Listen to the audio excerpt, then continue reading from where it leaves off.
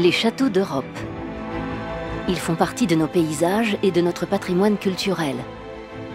Sur les traces des grandes familles de la noblesse européenne, nous découvrirons la vallée de la Loire, le Bade-Wurtemberg en Allemagne, le sud de l'Angleterre, le Piémont italien et les châteaux de la région de Lisbonne, au Portugal.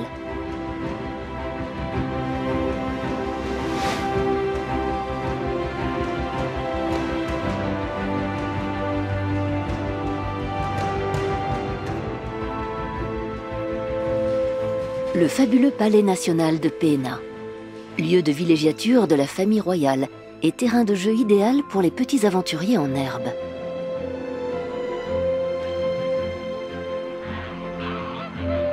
Les marais salants qui bordent le Tage portent les traces d'une tradition en voie de disparition.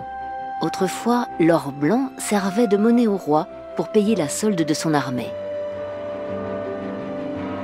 Le palais-couvent de Mafra abrite un véritable temple du savoir universel.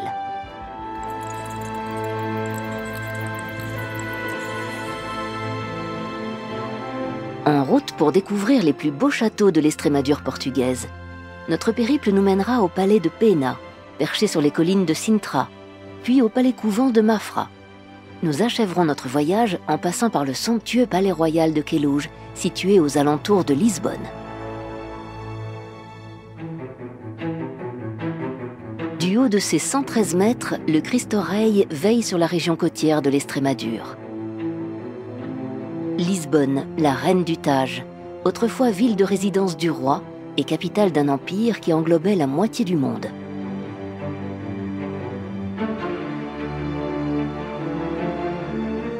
Pendant 800 ans, la famille royale a établi ses quartiers d'été sur les collines de Sintra. Elle souhaitait s'éloigner des rives du Tage pour trouver un peu de fraîcheur.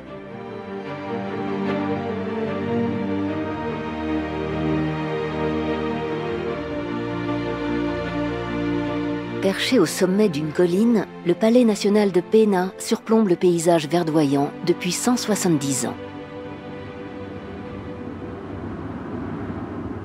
Ce somptueux château, qui semble sortir tout droit d'un conte de fées, se caractérise par son romantisme allemand et son incroyable éclectisme. Il a été construit sur les ruines du monastère Notre-Dame de la Pena, qui datait du Moyen Âge. Dans le clocher du palais, le temps semble s'être arrêté. Ce château qui fut jadis le lieu de refuge du roi Ferdinand II a enchanté l'enfance de Joaquim Diogo.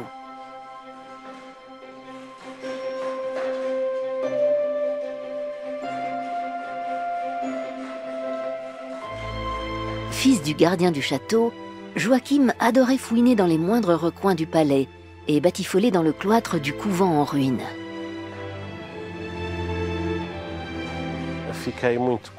J'étais très curieux. Je voulais fureter dans toutes les salles. Elles m'attiraient toutes plus les unes que les autres.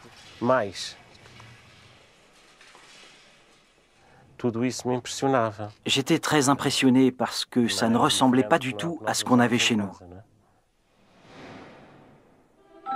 Pacifiste dans l'âme, Ferdinand II était plus artiste que régent. Issu de la maison de Saxe-Cobourg-Gotha, le souverain portugais aimait la peinture par-dessus tout. Il s'isolait souvent dans son petit atelier pour s'abandonner à ses nymphes. Une pièce qui n'a pas échappé à la curiosité de Joachim.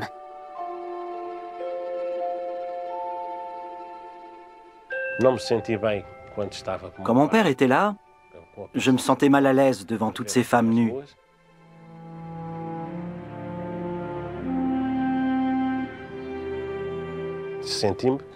J'avais vraiment honte.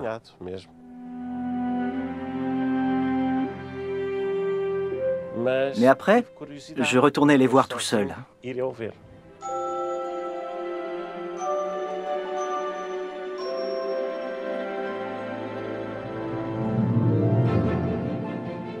Chacune des pièces du palais recèle de curieux trésors. La salle verte est pourvue de meubles français en papier mâché, ornés d'un tarse incrusté de nacre.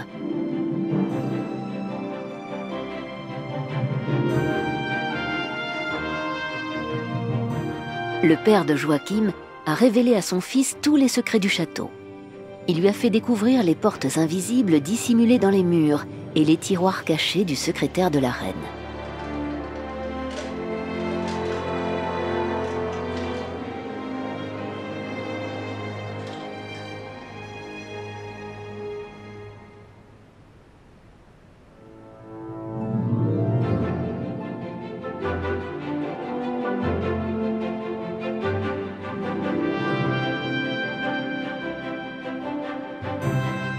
Quand il était petit, Joachim jouait souvent de mauvais tours aux visiteurs.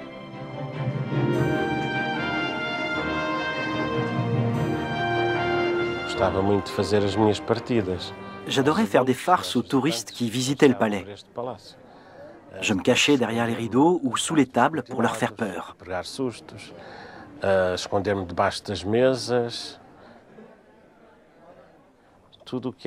J'adorais ce genre de plaisanterie et il m'arrive encore d'en faire.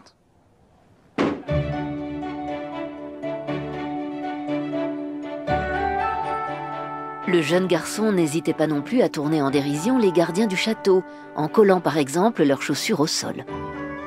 Mais les petites espiègleries de Joachim ne sont pas toujours restées impunies, et le nom du palais du chagrin prenait alors tout son sens pour le jeune garçon.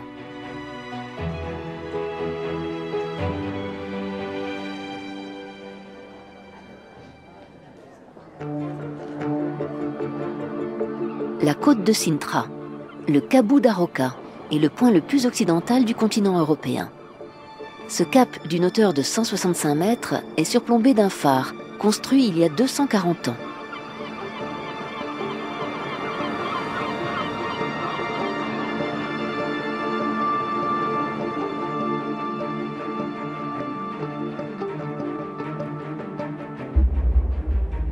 À l'intérieur des terres, on distingue le palais national de Mafra. Ses 1200 pièces, 5200 portes, 2500 fenêtres et 154 somptueux escaliers témoignent de la folie des grandeurs du roi de l'époque.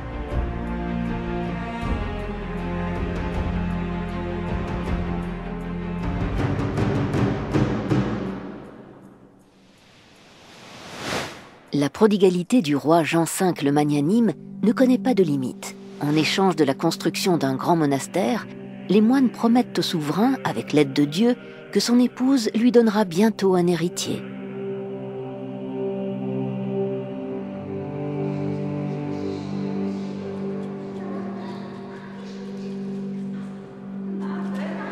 Pour le plus grand bonheur du roi, le ciel exauce son vœu, même s'il ne s'agit que d'une fille.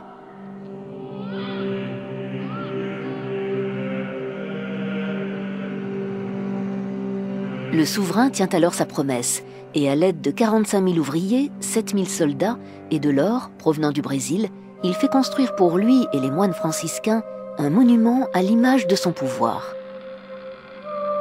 Bâti à l'origine pour héberger 13 capucins, le nouveau monastère peut désormais accueillir 330 moines.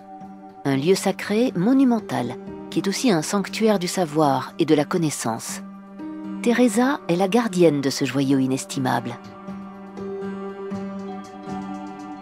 Cette bibliothèque abrite 40 000 ouvrages provenant des 4 coins du monde, un savoir accumulé pendant plus de 1600 ans.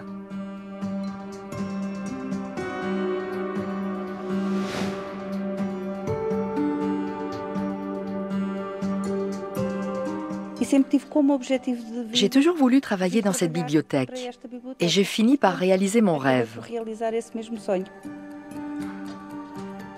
Je lis toute la journée et quand je rentre chez moi, je lis encore.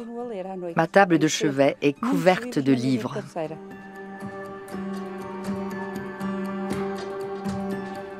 L'immense bibliothèque rassemble des ouvrages de grande valeur reliés en liège et en cuir. Ils traitent de sciences, de religion, d'astronomie ou de physique. Les premiers imprimés de textes d'Horace, de César et de Cicéron y sont également conservés.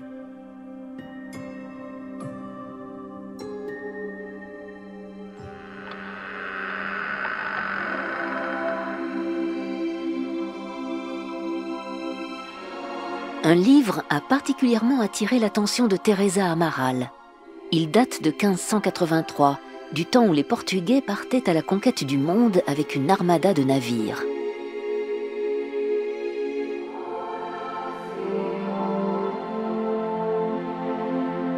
Les monstres de mer et autres créatures fantastiques qui émaillent les cartes d'Abraham Ortel, père de la cartographie, témoignent de l'ignorance que les contemporains avaient du monde.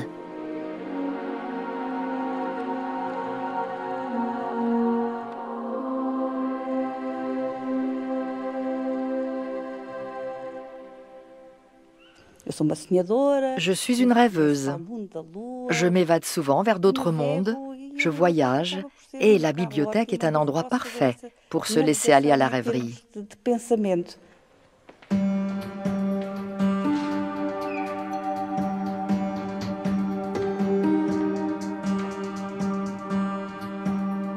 Il suffit d'un pinceau trempé dans l'eau pour dépoussiérer délicatement les livres.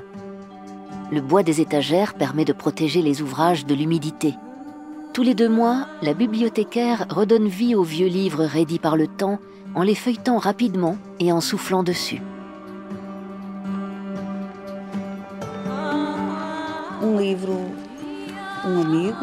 Un livre, c'est un ami. Il vous accompagne dans la joie comme dans la tristesse.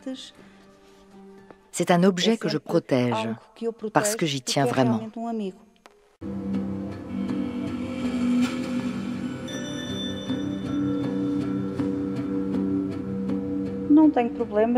La présence des chauves-souris ne me dérange pas. Elles jouent un rôle important ici. Je les aime bien, et on cohabite en toute amitié. Nous nous partageons cet endroit. Je l'occupe la journée et elle la nuit.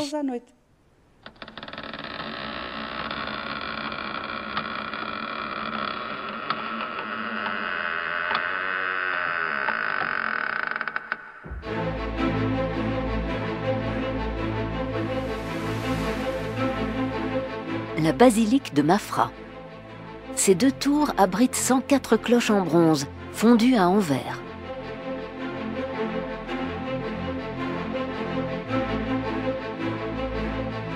À l'intérieur des tours se trouvent également les 2 plus gros carillons du monde, l'un pour les minutes et l'autre pour les heures.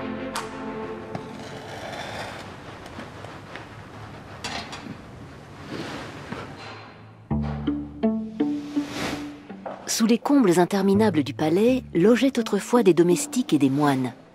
Ce lieu était aussi le terrain de jeu favori de cet homme.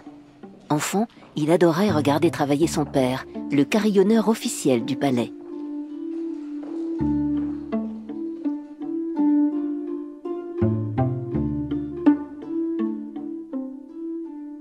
Francisco Gatto, commandant de bord et carillonneur à ses heures perdues. Un passe-temps qui lui a longtemps paru inaccessible.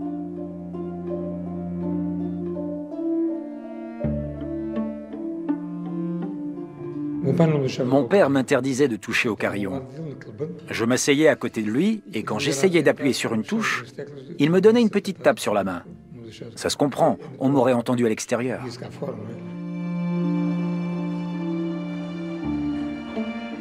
Dans la Sala dos Donatus, où les valets se chargeaient de l'entretien du carillon et des horloges du palais, se trouve encore le vieux clavier à bâton de son père, aujourd'hui laissé à l'abandon.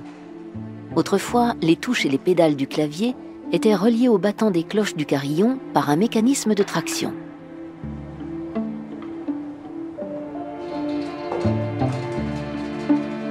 Jadis, le carillon des minutes sonnait dans la tour nord, mais cela fait près d'1 siècle qu'il garde le silence. Le carillon est également doté d'un tambour mécanique qui pouvait jouer 3 mélodies différentes. Un objet baroque précieux qui attend de tinter à nouveau, comme lors de son inauguration en 1730.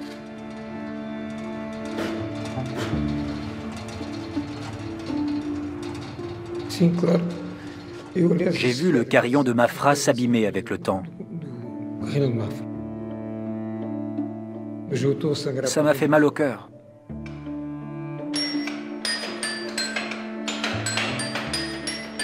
Enfant, Francisco Gatto pianotait sur des touches imaginaires. Plus tard, en tant que carillonneur, il composera une 60aine de morceaux, principalement classiques.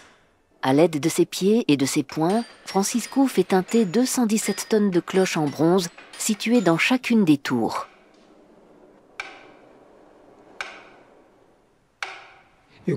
Quand je joue du carillon là-haut dans la tour, j'oublie tout. Quand je suis malade, je vais jouer et ça va mieux. Francisco Gattu a dédié l'une de ses compositions aux habitants de Mafra. Elle témoigne de son amour pour le carillon unique au monde du roi Jean V.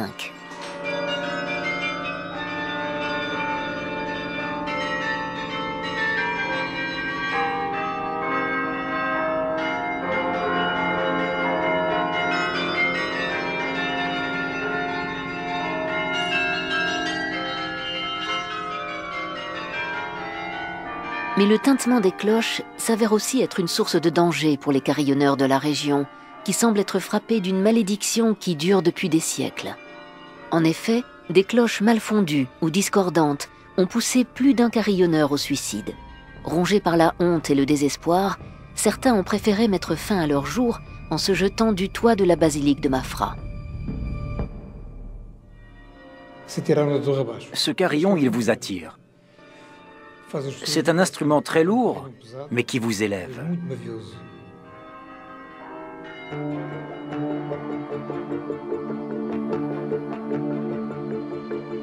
Le port de Restelo, à Lisbonne. C'est ici que toute la noblesse portugaise a embarqué en direction du Brésil pour fuir Napoléon.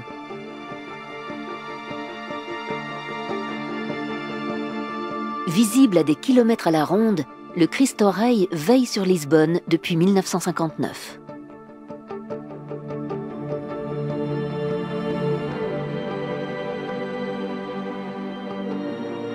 Le pont du 25 avril, long de 3,2 km, enjambe le Tage.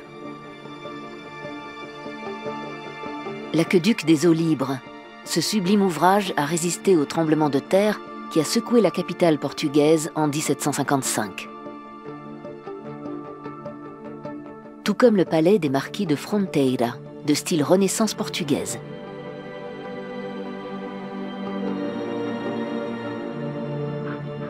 Aujourd'hui, ce magnifique château est occupé par le 11e marquis de Fronteira. La fameuse salle des batailles est ornée de carreaux de faïence bleue évoquant la guerre de Restauration qui a opposé le Portugal à l'Espagne entre 1640 et 1668. Avec son labyrinthe verdoyant, ses figures allégoriques et ses carreaux de faïence fantaisistes, le parc du château regorge de poésie. Ces azulejos, des carreaux de faïence muraux peints à la main, semblent être le reflet d'une époque révolue. Ici, des dames de la cour en charmante compagnie. Là, une femme masquée se risquant à des jeux de hasard. D'abord pavillon de chasse, puis château de plaisance, cette luxueuse demeure appartient à la famille du marquis depuis le violent tremblement de terre de 1755. Je sors très peu. J'ai de plus en plus de mal à me déplacer. Et ça fait des années que je ne suis pas allé au jardin.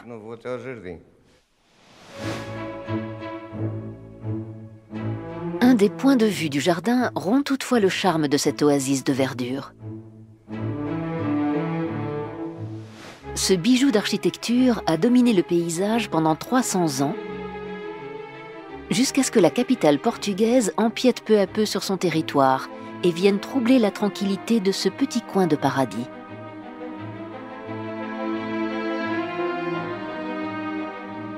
Dans le parc du château, le temps règne en maître et couvre peu à peu le décor de patine. Les statues se fissurent et la nature en profite pour reprendre ses droits. Mais ici, on ne cherche pas à combattre le temps. Au contraire, on met tout en œuvre pour qu'il laisse des traces. Ces vieilles colonnes envahies de lichen sont recouvertes de yaourt et d'eau sucrée pour favoriser la pousse du végétal envahissant.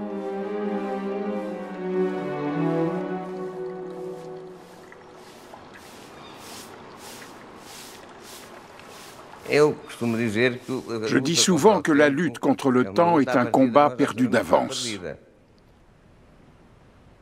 On peut tout au plus ralentir le cours du temps.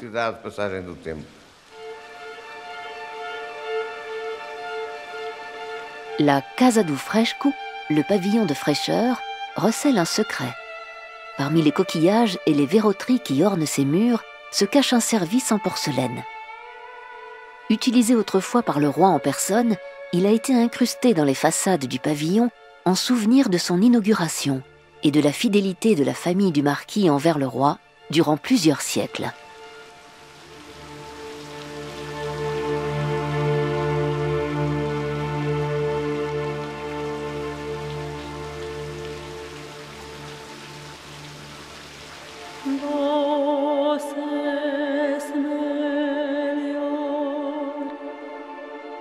Le destin de cet homme est tout tracé depuis sa naissance. Difficile pour lui d'échapper à un tel héritage.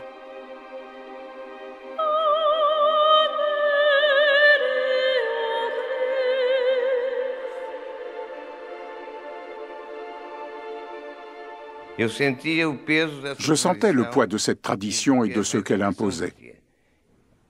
Je sais que j'en suis prisonnier, d'une certaine façon, mais je le vis bien.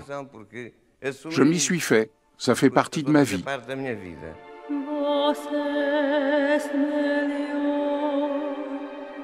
Le marquis a quand même trouvé un moyen de s'évader, un peu par hasard d'ailleurs, en ravivant une passion qui fait honneur à sa mère défunte, car tous deux partageaient le même amour pour la joaillerie.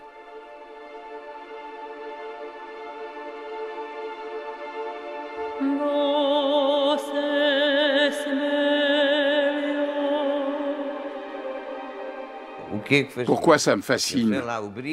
Sûrement parce que ça brille. J'ai toujours cru que je n'avais aucune imagination, jusqu'au jour où je me suis mis à faire des colliers. Je n'en revenais pas moi-même.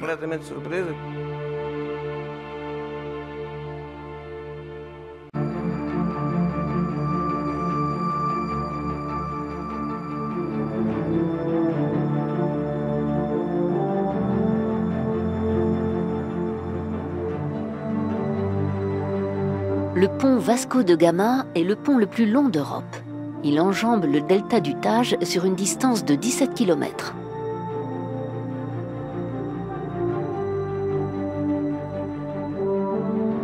La rive opposée accueille des troupeaux de taureaux et une tradition royale vieille de plusieurs siècles. Une sorte de corrida un peu particulière.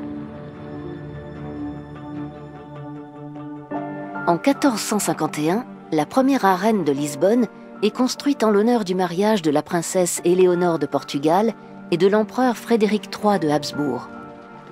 On y organise une corrida à cheval, au cours de laquelle le cavalier doit tuer un taureau à l'aide de lances.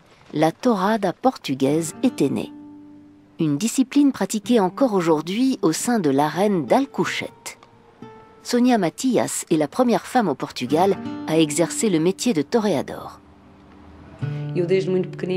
C'est une passion depuis que je suis toute petite. Le taureau, le cheval, les costumes, la musique, le public. C'est pour tout ça que j'aime ce métier.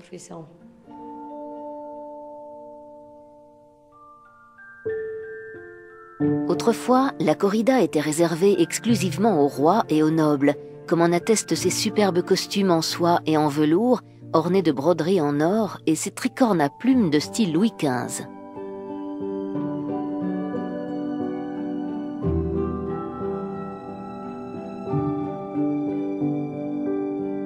Sonia a réussi à s'imposer dans les arènes comme une cavalière hors pair. Et pour garder sa féminité au combat, rien de tel qu'une jupe-culotte taillée à partir d'un costume de toréador. L'idée de rendre ce costume plus féminin m'est venue naturellement. Je ne voyais pas comment rester féminine et élégante en portant un costume exclusivement taillé pour les hommes.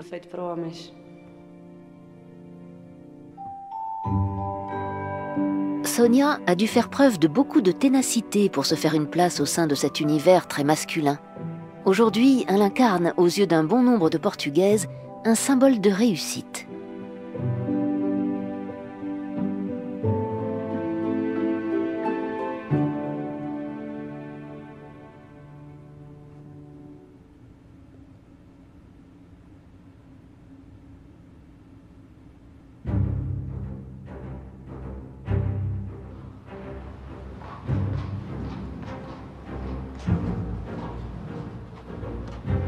Une arène n'a rien d'un sanctuaire de l'amitié. Ici, on fait tout pour se faire respecter et être reconnu à sa juste valeur. Une véritable guerre des sexes s'engage.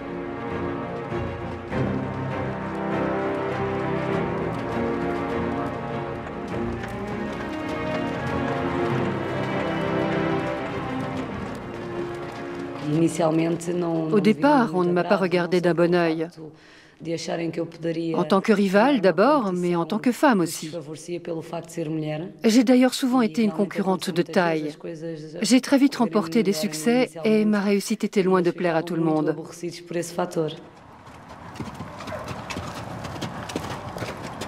La mise à mort du taureau pendant une torrada est interdite depuis le XVIIIe siècle. Ce type de corrida n'est pas une démonstration de force, mais plutôt d'élégance, d'habileté et de courage.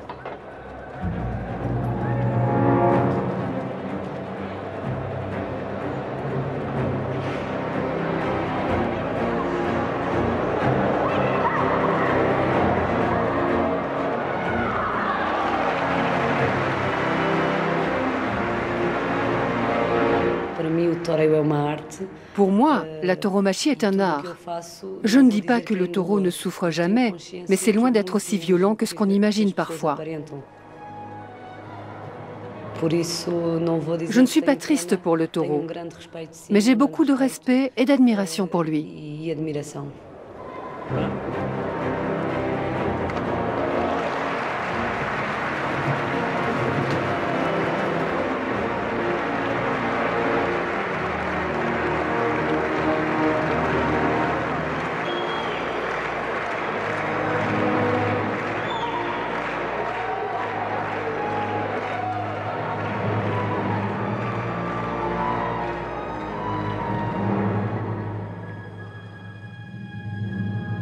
Pour Sonia et ses frères et sœurs, la torrada est l'un des emblèmes séculaires de la culture portugaise.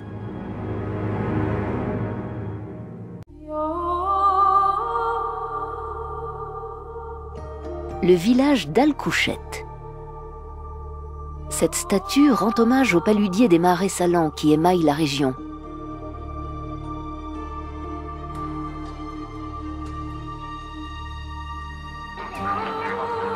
Au printemps et à l'automne, des flamants roses de Camargue y font une halte pour trouver de quoi se nourrir.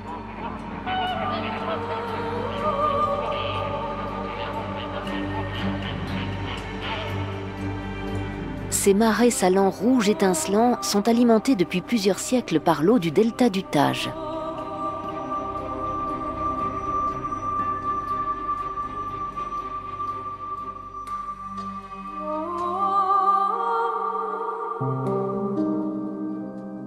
Monsieur Manuel est l'un des derniers paludiers des marais salants d'Alcouchete.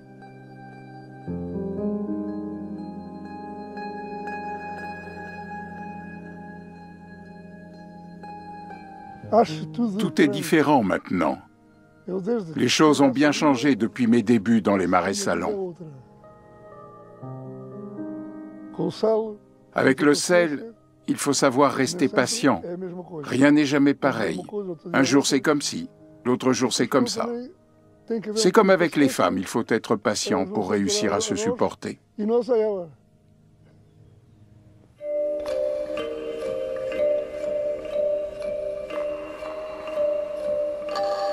Autrefois, Monsieur Manuel cuisinait tous les jours. Sa spécialité, la caldeirada, une soupe de poisson agrémentée de sel de sa propre saline.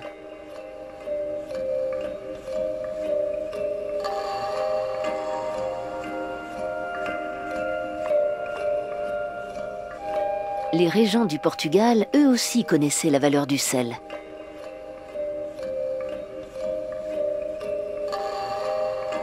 Cet or blanc leur servait de monnaie pour rémunérer les troupes de soldats hollandais stationnés au Portugal pour protéger le pays contre l'Espagne. Autre tradition en voie de disparition, les pains de sel, des objets façonnés à base d'eau douce et de sel de mer dont les paludiers faisaient cadeau à leurs maîtres. On l'appelait l'or blanc parce que c'était un produit d'exception et qu'il vous permettait de faire fortune, même en partant de rien. Mais aujourd'hui, ça ne vaut plus rien.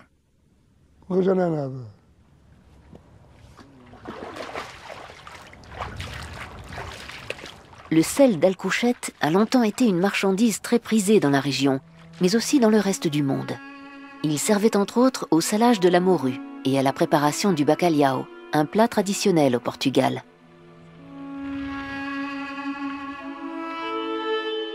À la fin de l'été, le sel d'un blanc étincelant brille dans les bassins. Et quand la pluie menace de tomber, on les remplit d'eau de mer pour éviter que le sel ne se dissolve.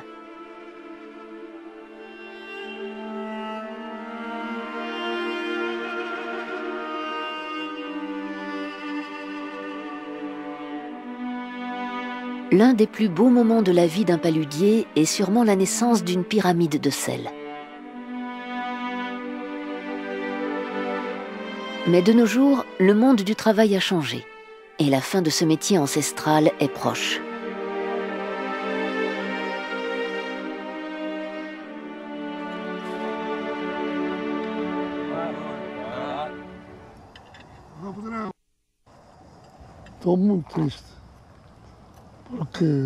À l'époque, on était nombreux à exercer ce métier. Et ça m'attriste de voir que maintenant, plus personne ne veut de cette vie-là. Il ne reste plus que des gens comme moi, des anciens. Ça n'intéresse plus personne.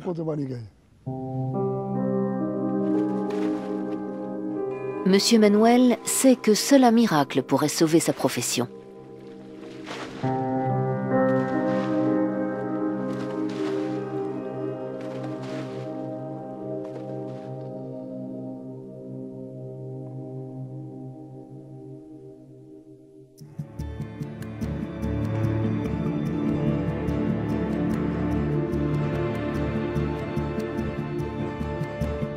À mi-chemin entre Lisbonne et Sintra se dresse le Palais national de Queluz, un petit château de Versailles à la portugaise.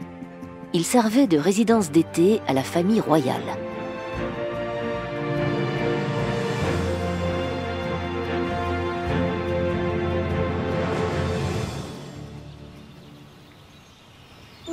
Mais contrairement aux apparences, ce château de style rococo n'était pas seulement un lieu de réjouissance.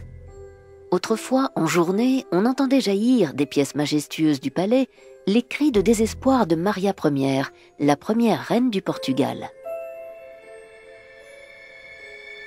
Très pieuse, la reine a sombré peu à peu dans la démence, suite à l'exécution de toute une famille de nobles avec laquelle elle était liée d'amitié. Retranchée au sein du château, elle entendait leurs cris de douleur pendant qu'ils étaient écartelés, décapités, suppliciés sur la roue ou brûlés vifs.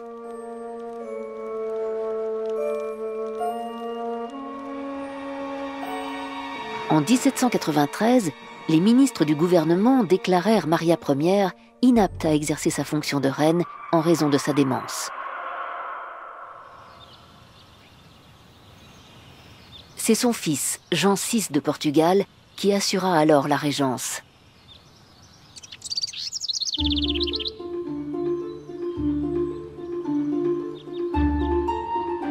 Six générations plus tard, naîtra Philippe Graciosa, l'écuyer en chef et directeur de la prestigieuse école portugaise d'art équestre, installée au sein même du palais de Queluz.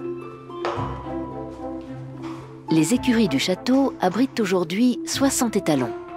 Les chevaux sont équipés de selles et de brides typiques du XVIIIe siècle.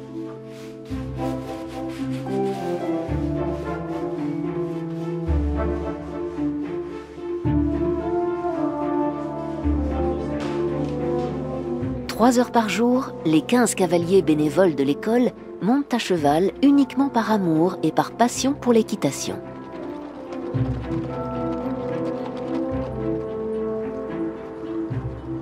Même les uniformes rouges des cavaliers ont été taillés selon les modèles de l'époque que l'on retrouve dans le manuel d'origine de l'école, une sorte de bible de l'équitation traditionnelle.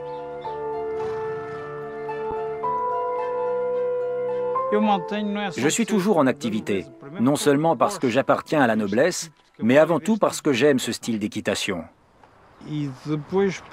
En plus, ce sont des chevaux de race portugaise, une race noble. C'étaient ceux de la famille royale. L'Alter Real est une race de cheval lusitanien qui existe depuis plus de 260 ans. Ces étalons sont connus pour leur fort tempérament et leur adresse. Pendant leur formation, les cavaliers doivent toujours porter leur costume, même pour les exercices de base. Faire partie de l'école portugaise d'art équestre est un véritable privilège. Les cavaliers inscrits ont de quoi être fiers.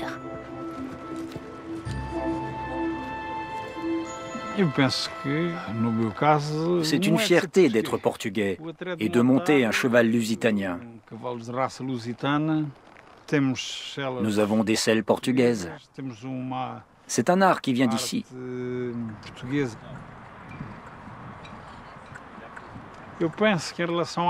Cette école, c'est notre marque de fabrique, notre carte de visite.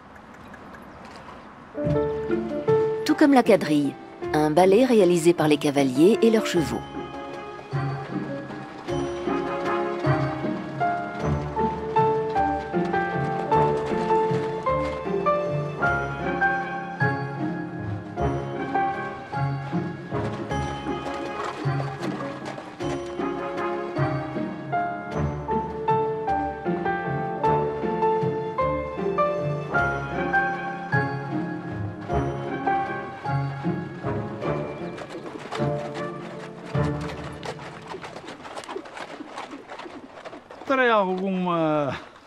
Je suis un passionné de l'époque baroque. Quand je suis ici, je n'ai pas l'impression d'être déguisé.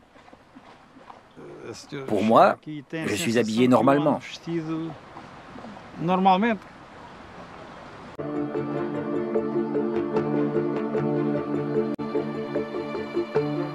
Avec 110 km de haies, 500 ormes et châtaigniers et 300 pyramides de buis et de myrtes, le jardin de Quelouge est un petit bijou du rococo.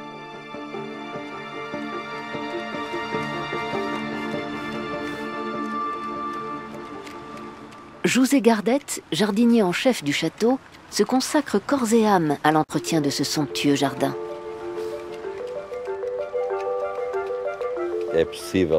C'est un jardin dans lequel on peut se perdre en émotions. Les oiseaux, le ruissellement de l'eau, ça fait chavirer l'âme et le cœur. C'est une sensation de bien-être.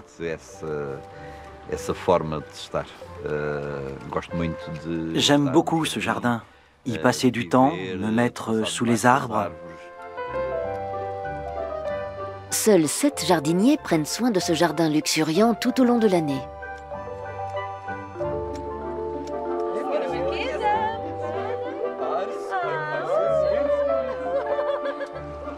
La cour du roi adorait venir ici pour prendre du bon temps.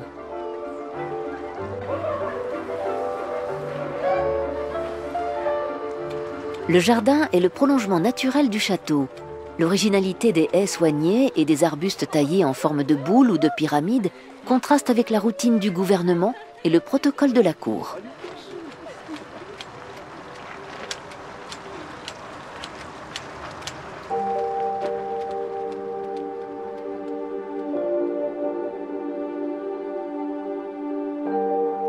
Le canal d'Azulejos fait aussi rêver José Gardet.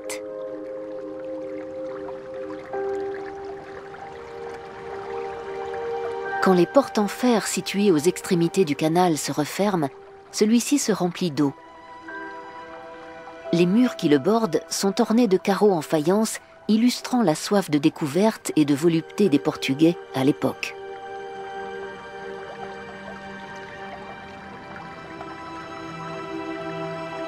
Les nobles aimaient se prélasser à bord de petites barques le long de ce canal de 110 mètres.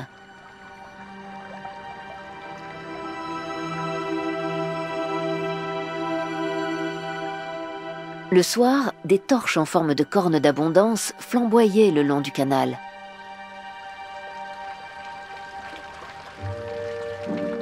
Les jeux d'eau du jardin se composent de dauphins sauteurs, de singes jouant des castagnettes, de serpents cracheurs et d'angelots dansants. 27 jeux d'eau de style rococo importés d'Angleterre, sont éparpillés dans le jardin.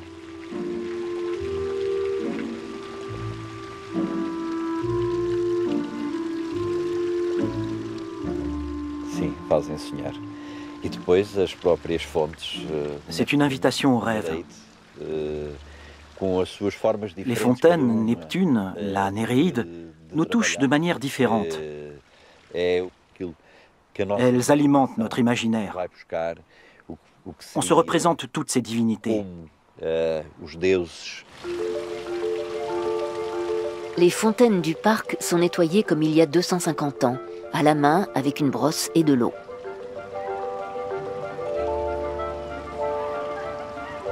La fontaine de la Néréide, la plus belle du jardin, n'échappe pas à la règle. Dans la mythologie grecque, les Néréides étaient des nymphes marines. Les jardiniers entretiennent le parc dans le respect de la tradition et mettent tout en œuvre pour faire revivre l'atmosphère royale qui régnait ici autrefois. J'aurais beaucoup aimé voyager dans le temps. Je serais retourné à cette époque, je me serais occupé du jardin et j'aurais entendu la famille royale s'exclamer « C'est du très bon travail ». J'aurais été très fier.